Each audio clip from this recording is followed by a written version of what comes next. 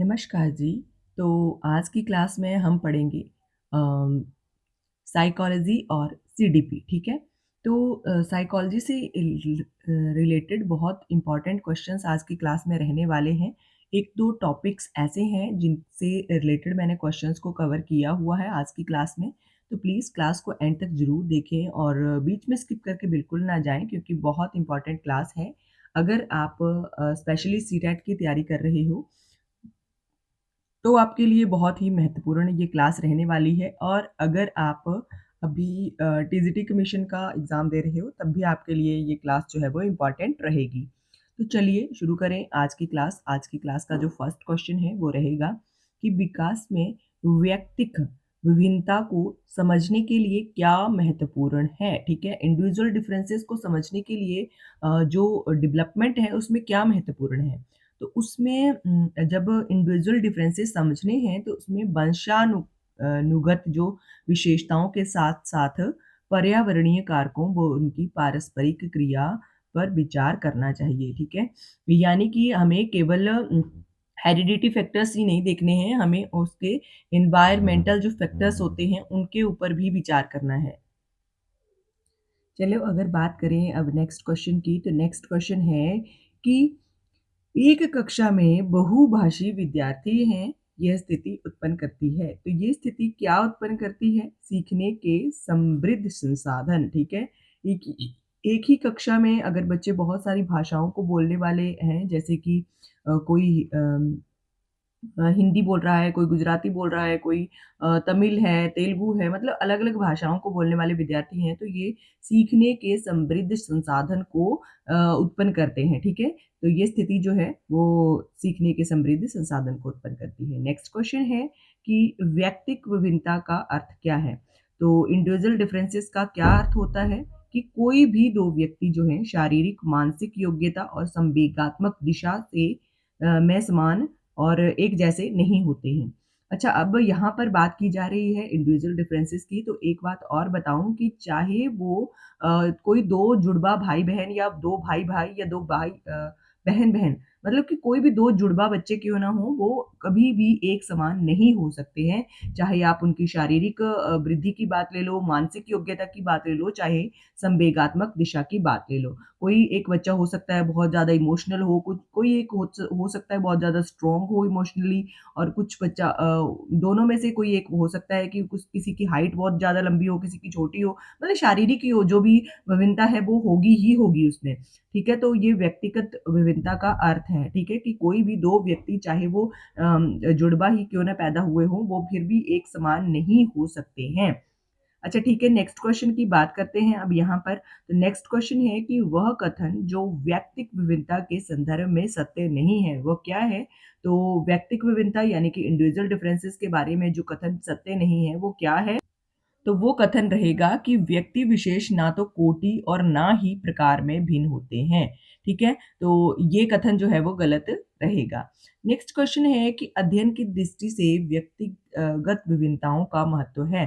तो अध्ययन की दृष्टि से अगर देखा जाए तो व्यक्तिगत विभिन्नताओं का जो महत्व है वो क्या है? तो विद्यार्थियों की व्यक्तिगत शिक्षण व्यवस्था, नंबर 2 है कि व्यक्तिगत रुचियों के अनुसार गृह कार्य देना, नंबर 3 है कि विद्यार्थियों के का समरूप समूहों में वर्गीकरण करना। अच्छा, ये इंडिविजुअल डिफरेंसेस का जो शिक्षा के ऊपर यानी कि आप कह सकते हो कि अध्ययन लर्निंग के ऊपर जो फ़र्क पड़ता है वो ये पड़ता है कि बच्चों को उनकी जो रुचियाँ हैं उनके अनुसार ही उनको होमवर्क देना चाहिए और बच्चों की व्यक्तिगत शिक्षण व्यवस्था को ध्यान में रखकर ही उनको जो है वो शिक्षा देनी चाहिए कि बच्चा जो है किस प्रकार सीख सकता है या बच्चा जो है वो किस प्रकार से सीखेगा, ठीक है?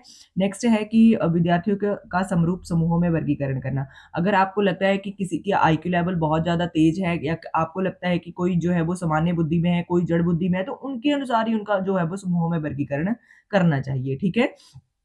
नेक्स्ट क्वेश्चन आता है कि व्यक्तिक अंतरों का ज्ञान शिक्षकों की मदद किसमें करता है? तो व्यक्तिगत अंतर जो होते हैं यानी कि इंडिविजुअल डिफरेंसेस की ही यहाँ पर बात हो रही है।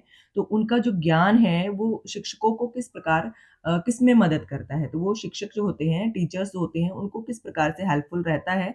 तो उसको उनको रहता है सभी शिक्षार्थियों की व्यक्तिगत आवश्यकताओं का आकलन करने और उनके अनुरूप उन्हें पढ़ाने में, ठीक है? तो शिक्षक जो होते हैं, उनकी बच्चे जो हैं, उनकी उनकी अगर योग्यता का पता लगा लेते हैं, उनमें डिफरेंसेस का पता लगा लेते हैं, तो उनके लिए उनका आकलन करना और उनके अनुरूप ही उनको शिक्षा देने में बहुत ज़्यादा हेल्पफुल जो है वो टीचर्स को रहती है, ठीक है? तो इसका सही आंसर ये होगा। नेक्स्ट क्वेश्चन की अगर बात की जा रही है, नेक्स्ट क्वेश्चन है कि अधिगमकर्ताओं, ठीक है? जो भी सीखने वाले हैं, ठीक है? अधिगमकर्ताओं को व्यक्तिगत क्षमता के आधार पर उनकी कठिनाइयों को के विभिन्न स्तरों को ध्यान में रखते हुए पढ़ाने की विधि को क्या कहा जाता है? तो अगर जो सीखने वाला है उनकी व्यक्तिगत क्षमता के आधार पर उनकी कठिनाइयों के विभिन्न स्तरों को ध्यान में रखते हुए अगर जो है वो पढ़ाया जा रहा है, यानी कि इंडिविजुअल डिफरेंसेस को ध्यान में रखते हुए शिक्षा दी जा रही है, उसको सिखाया जा रहा है, उसको जो भी कठिनाइयाँ आ रही हैं, मान लो कि ये एक बच्चा बहुत ज़्यादा मतलब बिल्कुल विज़ुअली जो है वो इम्पेयर्ड तो नहीं है, बिल्कुल उसको कम दिखाई देता है, तो उस बच्चे को आपने बिल्कुल जो है ब्लैक बोर्ड है उसके आगे बिठाना है, मतलब कि फर्स्ट रो में उसको बिठा दिया, मतलब इस तरह की बहुत सारी, ये तो मैं सिर्फ़ उदाहरण दे रही हूँ, बहुत सारी इस तरह की बहुत सारी बातों को ध्यान में रखते हुए बच्चे को पढ़ाना, तो इस प्रकार का जो टीचिंग है या उस प्रकार का जो अधिगमकर्ताओं को जो है वो शिक्षा दी जाती है, तो इस प्रकार के विभेदीकरण को क्या कहा जाता है? तो इस प्रकार के जो शिक्षा है उसको कहा जाता है विभेदी अनुदेशन, ठीक है? विभेदी अनुदेशन इसको कहा जाता है कि आप हर बच्चे के साथ अलग तरह से बिहेव कर रहे हो। एक बहुत ज़्यादा आईक्यू लेवल का यानी कि प्रतिभाशाली बच्चा है, उसको आप उस तरह से ट्रीट कर रहे हो और एक बहुत ज़्यादा एक सामान्य बुद्धि का बच्चा है, तो उसको आप उस तरह से ट्रीट कर रहे हो, ठीक है? तो ये विभेदी अनुदेशन जो है वो कहलाता है, ठीक है?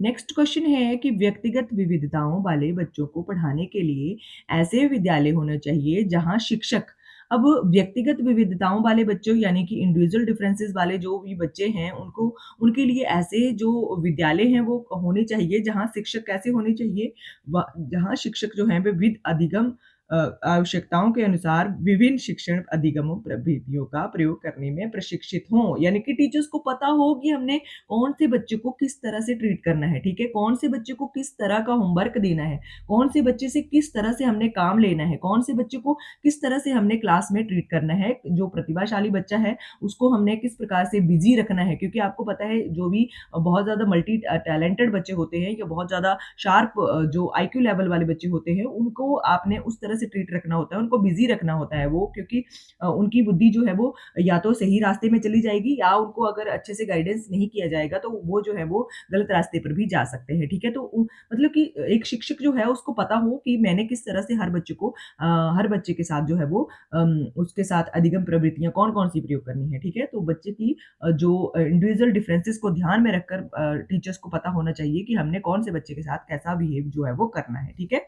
नेक्स्ट क्वेश्चन आता है यहाँ पर कि व्यक्तिगत जो विभिन्नता है के मिलने से के संबंध में एक अध्यापक की भूमिका क्या होनी चाहिए? अब ये क्वेश्चन जो है सीडीपी का है, ठीक है? बहुत इम्पोर्टेंट है क्योंकि ये क्वेश्चन इस तरह के बहुत सारे एग्ज़ाम में पूछे जाते हैं। तो ये क्वेश्चन जो है इसमें यहाँ पे पूछा गया है कि व्यक्तिगत जो विभिन्नता है उसके मिलने के संबंध में एक अध्यापक जो है उसकी भूमिका क्या होनी चाहिए? तो एक टीचर जो है वो क्या रोल प्ले करेगा? वो करेगा उपयुक्त सभी इसका आंसर होगा तो पढ़ लेते हैं सभी को कि व्यक्ति के दृष्टिकोण, अभिरुचि और योग्यता को जानने का प्रयास, ठीक है? तो एक टीचर जो है उसको एक व्यक्ति की जो भी उसका दृष्टिकोण है उसके मतलब कि वो चीज़ों को किस प्रकार से देखता है। अगर उसको एक टॉपिक दिया जा रहा है पढ़ने के लिए तो वो किस प्रकार से उस टॉपिक को पढ़ रहा है या किस प्रकार से किस नज़रिए से उस टॉपिक को देख रहा है। उसकी अभिरुचि उस टॉपिक को उसमें इंटरेस्ट है भी या नहीं उसको पढ़ने में या फिर उस टॉपिक को वो लेता भी है मतलब अच्छे से कि नहीं वो ऐसे ही मतलब सोचेगा कि मुझे तो सब कुछ आता है, ऐसा मतलब कि हर बच्चे के साथ उसकी अभिरुचि उसको पता होनी चाहिए, योग्यता को जानने का प्रयास करना चाहिए कि ये बच्चा कितना काम कर सकता है। अगर आपको पता चल गया कि ये बच्चा जो है वो मतलब कि इसका आईक्यू लेवल जो है वो 140 से अबव है, ये 140 है, ठीक है? तो आपने उसकी योग्यता को जानने का प्रयास किया, आपने पहले ये पता लगाया कि उसकी योग्यता इतना होमवर्क करने की है भी या नहीं है, ठीक है? तो ये अध्यापक की भूमिका सबसे ज़्यादा रहती है, ठीक है? कि जानने का पहले प्रयास तो करें कि अध्यापक की ये है किस प्रकार का बच्चा, ठीक है? उसकी उसकी आईक्यू लेवल किस प्रकार का है, ठीक है? या उसका जो दृष्टिकोण है चीज़ों को देखने का वो किस प्रकार का है, उसकी रुचि किस चीज़ में है, ठीक है? तो ये टीचर का सबसे बड़ा रोल रहता है। और दूसरा है नंबर 2 कि व्यक्ति आधारित पाठ्यक्रमों को उनकी आवश्यकताओं के अनुसार जानने की कोशिश। अब यही बात सेम वापस से रिपीट हो रही है कि जो व्यक्ति है यानी कि जो सीखने वाला बच्चा है, वो किस प्रकार से चीज़ों को जानने की कोशिश कर रहा है, ठीक है? तो वो किस प्रकार से चीज़ों को देखता है या किस प्रकार से टॉपिक्स को लेता है, किस प्रकार से उसकी योग्यता कितनी है, वो कितना होमवर्क कर पाएगा या कितना जो क्लास में उसको काम दिया जा रहा है, वो कितना उसको सीरियसली लेता है, कितना उसको कर पाता है। ये सबसे ज़्यादा इम्पोर्टेंट है, ठीक है? तो ये दोनों ही सही रहेंगे इसके उत्तर। चलिए बात करें नेक्स्ट क्वेश्चन की, तो नेक्स्ट क्वेश्चन है कि एक कक्षा में व्यक्तिक विभिन्नताओं के क्षेत्र हो सकते हैं। तो एक कक्षा में व्यक्तिगत विभिन्नताओं के क्षेत्र क्या हो सकते हैं?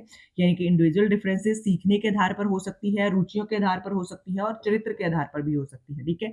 उसकी जो करैक्टर है उसके आधार पर भी ये व्यक्तिगत विभिन्नताएँ हो सकती हैं, ठीक है? तो सभी जो है वो सही रहेंगी, ठीक है? लर्निंग के ऐसा नहीं है कि हर बच्चा जो है वो एक ही प्रकार से लर्न करेगा। हो सकता है किसी बच्चे को लिख कर याद होता हो सकता है किसी बच्चे को पढ़ के याद होता हो सकता है किसी बच्चे को बिल्कुल साइलेंटली मन में रीड करके याद होता हो या कोई बच्चा जो है वो बहुत ज़ोर-ज़ोर से पढ़ता है तभी उसको याद होता हो। ये तो मैं सिर्फ़ उदाहरण दे रही हूँ, लेकिन सीखने के आधार पर भी बच्चे में इंडिविजुअल डिफरेंसेस हो सकते हैं। उनकी रुचियों के विषय में हो सकते हैं, किसी बच्चे को बहुत ज़्यादा ड्राइंग करने में इंटरेस्ट है, किसी बच्चे को बिल्कुल भी ड्राइंग करने में इंटरेस्ट नहीं है।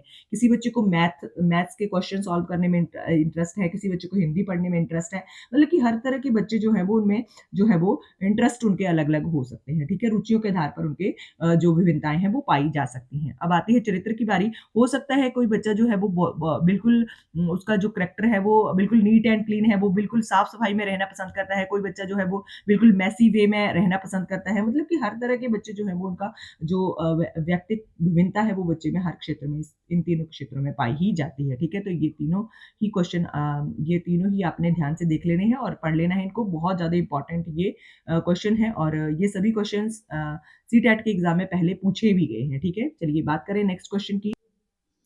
अब नेक्स्ट क्वेश्चन जो है वो आता है हमारा मूल्यांकन से रिलेटेड कि मूल्यांकन से क्या अभिप्राय है, ठीक है?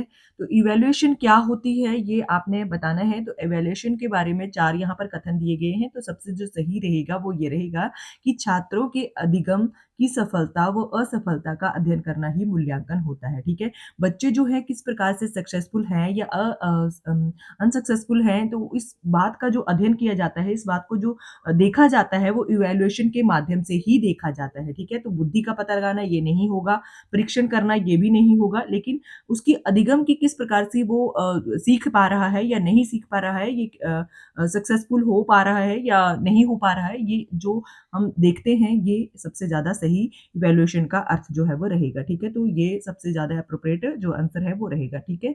बात करें नेक्स्ट क्वेश्चन की, तो नेक्स्ट क्वेश्चन है कि सतत एवं व्यापक मूल्यांकन से क्या तात्पर्य है? तो सतत एवं व्यापक मूल्यांकन यानी कि सीसीई की बात की जा रही है। तो सीसीई का जो तात्पर्य है यानी कि अर्थ है वो ये रहेगा कि सीखने की प्रक्रिया के दौरान शैक्षिक व सह-शैक्षिक क्षेत्रों के वो नियमित रूप से आकलित करना, ठीक है? उसमें केवल बच्चे का जो एकेडमिक एरिया है वो ही नहीं देखा जा रहा है बल्कि को-करिकुलर एक्टिविटीज़ जो बच्चा करता है यानी कि उसका ग्राउंड में कैसा प्रदर्शन है, वो खेलों में किस प्रकार से प्रदर्शन कर रहा है, वो पढ़ने के साथ-साथ और किस-किस बात में जो है वो बच्चा इंटरेस्ट ले रहा है, ये सबसे ज़्यादा मायने रखता है, ठीक है? तो बच्चे का केवल एकेडमिक एरिया ही नहीं देखना है, बच्चे का जो सह-शैक्षिक है, यानी कि शिक्षा के साथ-साथ और भी जो जो भी जैसे इंडोर गेम्स हैं, आउटडोर गेम्स हैं और भी बहुत सारी जैसे उसकी सिंगिंग है, उसका जो भी मतलब बाकी डांसिंग है, बहुत सारे क्राइटेरियाज़ होते हैं जो बच्चे के साथ में देखे जाते हैं, उसको सीसीई जो है वो कहा जाता है, ठीक है? बच्चे का ओवरऑल डेवलपमेंट यहाँ पे आप एक वर्ड यूज़ कर सकते हो ओवरऑल डेवलपमेंट,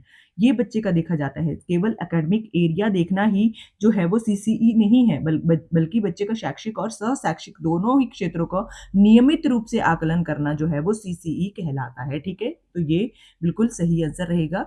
नेक्स्ट क्वेश्चन है कि मूल्यांकन प्रक्रिया के 3 महत्वपूर्ण बिंदु कौन से हैं? तो मूल्यांकन प्रक्रिया यानी कि इवैल्यूएशन के 3 जो सबसे महत्वपूर्ण बिंदु हैं वो कौन-कौन से रहेंगे? वो रहेगा उद्देश्य। सबसे पहले तो हमें ये पता होना चाहिए कि हम मूल्यांकन करने का उद्देश्य क्या है हमारे पास, ठीक है? हम क्यों इवैल्यूएशन बच्चे की कर रहे हैं, ठीक है? दूसरे नंबर पर आता है अधिगम अनुभव, यानी कि बच्चे का जो है वो हमें ये पता होना चाहिए कि हम जो इवैल्यूएशन बच्चे की कर रहे हैं उसमें हमें पता होना चाहिए कि हम क्यों कर रहे हैं, ठीक है? नंबर 3 पर आता है मूल्यांकन के उपकरण। हमें पता होना चाहिए कि हम किस प्रकार के उपकरणों के साथ जो है वो इवैल्यूएशन बच्चे की करेंगे, ठीक है? हम क्या यूज़ करेंगे? हम एग्ज़ाम यूज़ करेंगे या हम इवैल्यूएशन के लिए क्या-क्या मेथड हम यूज़ करेंगे? तो ये हमें स्पष्ट पहले से ही होना चाहिए। तो ये 3 महत्वपूर्ण बिंदु हैं। बात करते हैं नेक्स्ट क्वेश्चन की, तो विद्यालय आधारित आकलन। विद्यालय आधारित आकलन जो है वो क्या रहता है? वो रहता है कि परिचित वातावरण में अधिक सीखने में सभी शिक्षार्थियों की मदद करता है। परिचित वातावरण में जो अधिक सीखने में सभी शिक्षार्थियों की मदद करता है।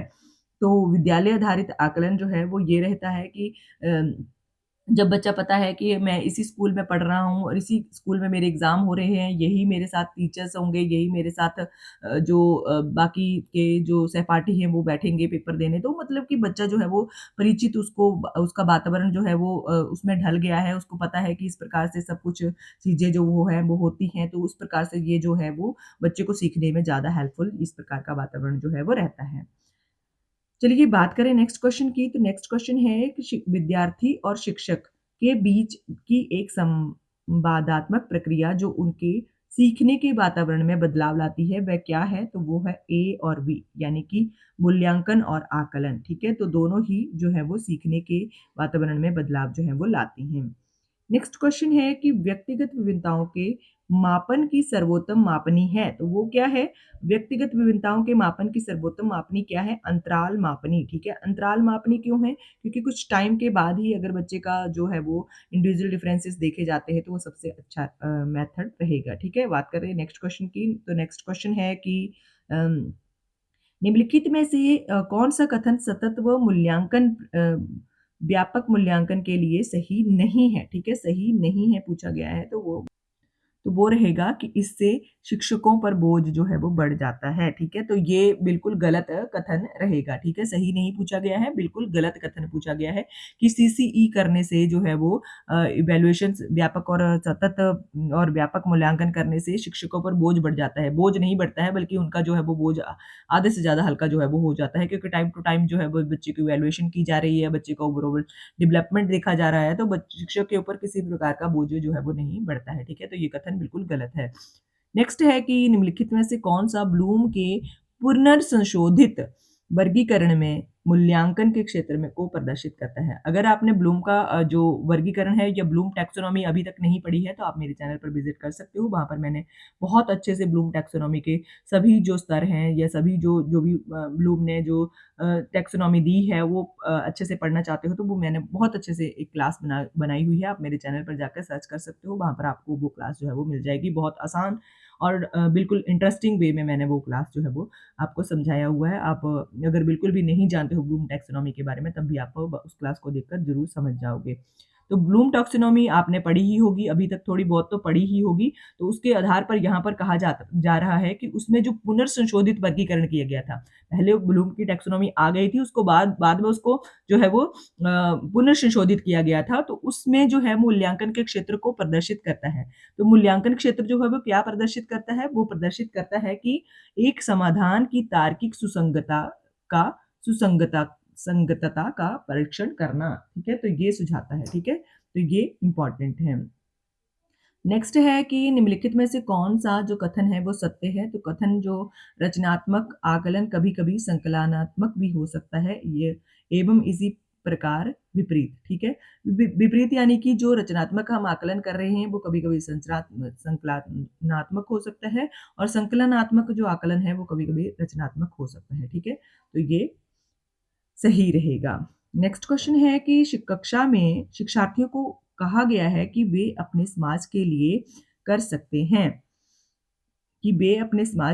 कर सकते हैं। इसे दर्शाने के लिए एक नोटबुक में अपनी अ, कार्य को विविध शिल्पाकृतियों को संशोधित करें। तो ये किस प्रकार की गतिविधि है? तो यहाँ पर आप बच्चे को एक जो है वो एक तरह से प्रोजेक्ट या आप एक होमवर्क कह सकते हो कि बच्चे को इस प्रकार का होमवर्क दिया जा रहा है कि बच्चे ने खुद बताना है कि आप अपने समाज के लिए क्या कर सकते हो। तो आपने अपनी एक कॉपी ली और उसमें आप शिल्प कृतियों को संशोधित करें। आपने एक फ़ोटो खींच के उसमें लगाने हैं कि कहाँ-कहाँ पे आप क्या-क्या कर सकते हो, या आप ड्राइंग करके भी बता सकते हो कि आप अपने समाज के लिए क्या कर सकते हो, ठीक है? तो बच्चा जो है वो किस प्रकार की ये गतिविधि जो है वो बच्चे को दी जा रही है। तो ये पोर्टफोलियो आकलन जो है वो बच्चे का किया जा रहा है, ठीक है? पोर्टफोलियो आकलन जो है वो बच्चे का किया जा रहा है, क्योंकि बच्चा जो है वो उसमें बहुत सारे पिक्चर्स क्रिएट करके लगाएगा। नेक्स्ट क्वेश्चन है कि विद्यालय आधारित आकलन, ये पहले भी हमने पढ़ा था, तो अभी भी सेम ही क्वेश्चन यहाँ पर रिपीट हुआ है। तो विद्यालय आधारित आकलन जो है, इसमें ये रहेगा कि रचनात्मक प्रतिपुष्टि उपलब्ध करवाते हुए सीखने में संवर्धन करता है, ठीक है? सीखने में संवर्धन जो है वो बच्चा करता है, ठीक है? नेक्स्ट क्वेश्चन है कि एक शिक्षक कक्षा के कार्य को एकत्रित करता है और उन्हें पढ़ाता है, उसके बाद योजना बनाता है और अपने अगले पाठ को शिक्षार्थियों की आवश्यकताओं को पूरा करने के लिए समायोजित करता है। वह डैश कर रहा है, तो वो क्या कर रहा है? वो सीखने के लिए आकलन जो है वो कर रहा है, ठीक है? नेक्स्ट है कि वे शिक्षक जो विद्यालय आधारित आकलन के अंतर्गत कार्य करते हैं, वो क्या कहलाते हैं? तो विद्यालय आधारित आकलन के अंतर्गत जो शिक्षक कार्य कर रहे हैं, वो कहलाते हैं कि व्यवस्था के लिए स्वामित्व की भावना रखते हैं, ठीक है? व्यवस्था के लिए स्वामित्व की भावना जो है वो रखते हैं। नेक्स्ट क्वेश्चन है कि एक उच्च प्राथमिक विद्यालय के संरचनात्मक कक्षा कक्ष में अपने स्वयं के आकलन में विद्यार्थियों की भूमिका को निम्नलिखित में से क्या देखा जाएगा? तो क्या देखा जाएगा? वो देखा जाएगा कि विद्यार्थी अध्यापक के साथ आकलन के लिए योजना बनाएंगे, ठीक है? नेक्स्ट क्वेश्चन है कि योगात्मक मूल्यांकन को किस रूप में परिभाषित किया गया है? तो योगात्मक मूल्यांकन जो है उसको यानी कि FA1 जो है, FA2 जो है, इस प्रकार के जो मूल्यांकन हैं वो किस प्रकार देखे उनको किस प्रकार से परिभाषित किया गया है? तो उनको कार्यक्रम के प्रभाव का मूल्यांकन करने या निर्देश के बाद छात्रों को प्रदर्शन के माप की प्रक्रिया के रूप में देखा जाता है, ठीक है? कि बच्चे को जो भी सिखाया गया है, वो बच्चे ने कितना सीखा है, उस प्रकार के मापन के लिए योगात्मक जो मूल्यांकन है वो किए जाते हैं। बात करें नेक्स्ट क्वेश्चन की, तो नेक्स्ट क्वेश्चन है कि मानकों या मापदंडों के आधार पर निर्णय करने की प्रक्रिया किस संज्ञानात्मक प्रक्रिया बीमा के अंतर्गत आती है? तो वो मूल्यांकन के अंतर्गत आती है, ठीक है? मूल्यांकन के अंतर्गत।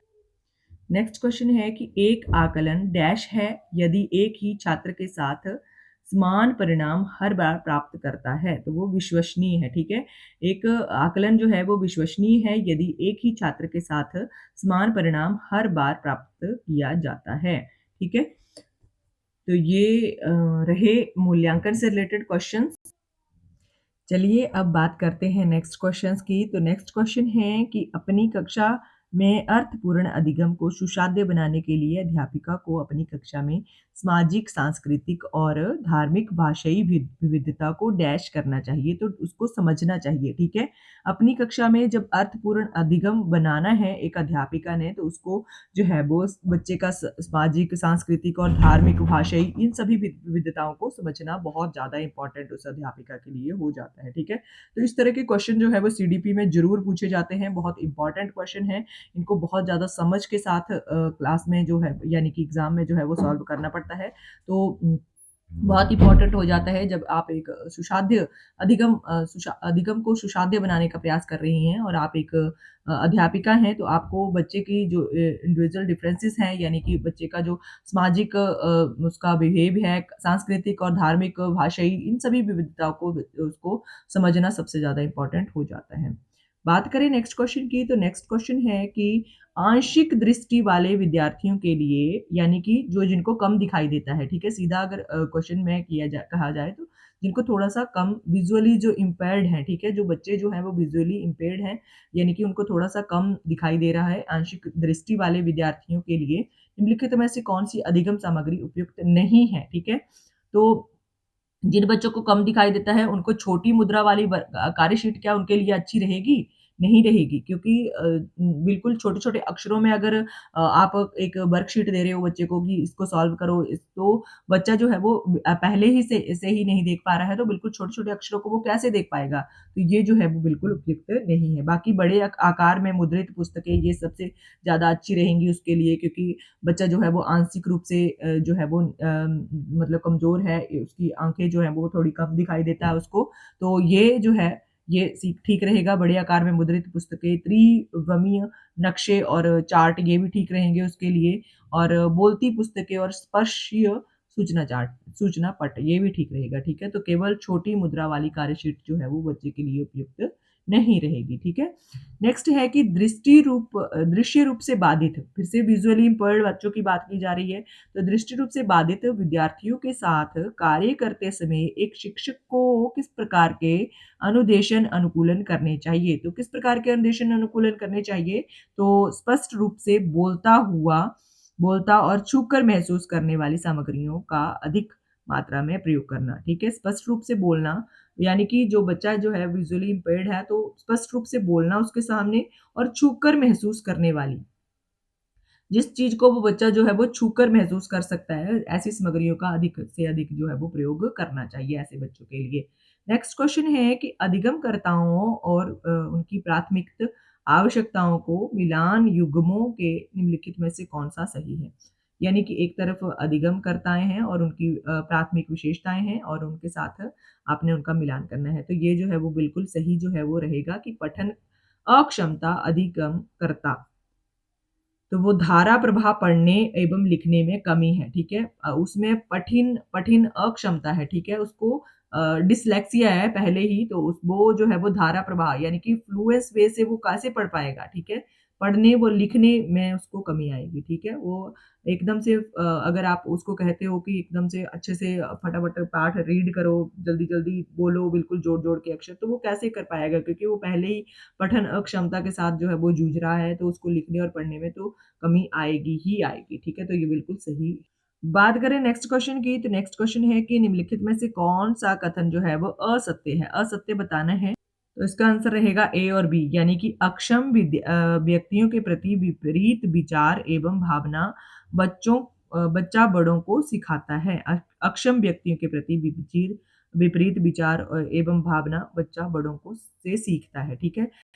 एक बच्चा जो है वो बड़ों से ही सीखता है कि किस प्रकार से जो है वो बिहेव करना है अक्षम व्यक्तियों के प्रति, जो भी जैसे इम्पेयर्ड हैं किसी भी चीज़ में, चाहे वो दृष्टि बाधित हैं, चाहे वो श्रवण बाधित हैं, चाहे वो किसी और चीज़ से भी बाधित हैं, तो इस प्रकार से बच्चों के साथ किस प्रकार से उसका जो है बिहेव रहेगा बच्चे का, तो वो अपने से बड़ों से ही सीखता है, एवं उनकी जो भावना है उनके प्रति कैसी होनी चाहिए, ये बच्चा जो है वो हमेशा बड़ों से ही सीखता है। तो ये वाला कथन जो है वो अ, असत्य है।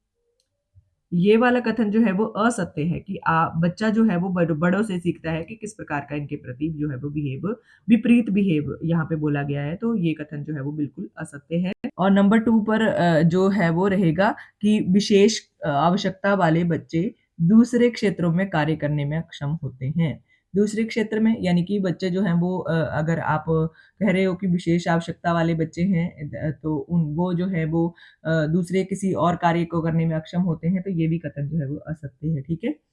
बात करते हैं नेक्स्ट क्वेश्चन की, तो नेक्स्ट क्वेश्चन है कि एक बालक जो शारीरिक दोषों से ग्रस्त है, तो वो हीनता वो की भावना उसमें होती है, ठीक है? जो शारीरिक दोषों से ग्रस्त है, अगर बच्चा विजुअली इम्पेयर्ड है या किसी प्रकार से उसको हियरिंग इम्पेयरमेंट है, तो इस प्रकार का बच्चा जो है उसमें हीनता की भावना आ जाती है। जैसे कि क्लास में अगर उसके साथ अच्छा बिहेव नहीं किया जाता है, तो उसमें हीनता की भावना जो है वो स्वयं ही उसमें उजागर हो जाती है। नेक्स्ट क्वेश्चन है कि अधिगम अक्षमताएँ।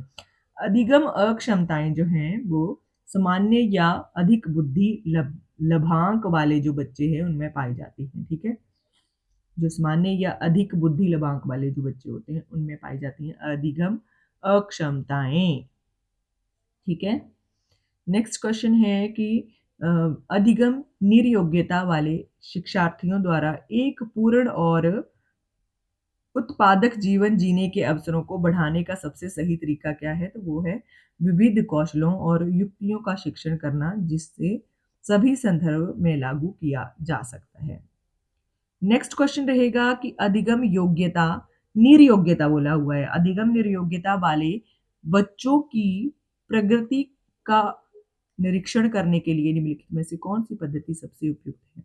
तो कौन-सी पद्धति? संरचित व्यवहार परक अवलोकन, ठीक है, ये ठीक रहेगी।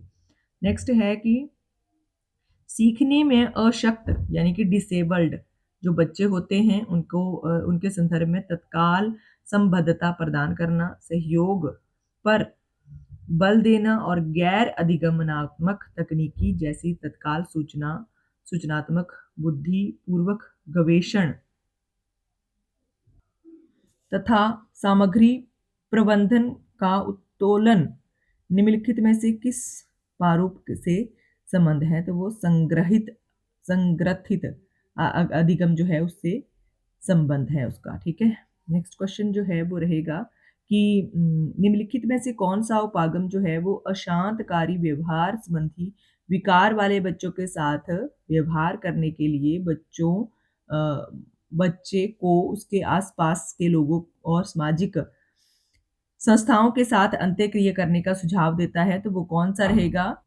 तो वो रहेगा पर्यावरणीय, ठीक है? बच्चे को जो बिहेव है वो लोगों के साथ किस प्रकार का रहेगा, आस-पास के लोगों के साथ या सामाजिक संस्थाओं के साथ वो किस प्रकार का बिहेव करेगा, तो वो जो पर्यावरणीय है उसका उसका जो है वो उसका वो सुझाव जो है वो देता है। ये उपागम जो है वो ठीक रहेगा, ठीक है? नेक्स्ट है कि एकाग्रता समय के साथ मेल बिठाने के लिए एक दत्त कार्य को पूरा करने के लिए आवंटित समय को घटाना और चरणबद्ध तरीके से इसे एकाग्रता समय को बढ़ाना निम्नलिखित में से किस प्रकार के विकार से निपटने के लिए सर्वाधिक उपयुक्त है? तो ये कौन-सा रहेगा? ये आप मुझे कमेंट करके बताओगे कि मैं बता दूँ आपको? तो इसका सही आंसर मैं ही बता देती हूँ, एकाग्रता ह्रास अतिक्रियाशील विकार, ये इसका सही आंसर रहेगा। ठीक है, तो आज की क्लास के लिए बस इतना ही। आई होप आपको ये क्लास अच्छी लगी होगी और इसी तरह की और भी क्लासेस देखने के लिए आप मुझे कमेंट करें और ज़रूर बताएं कि आपको आज की क्लास कैसी लगी। Thank you for watching.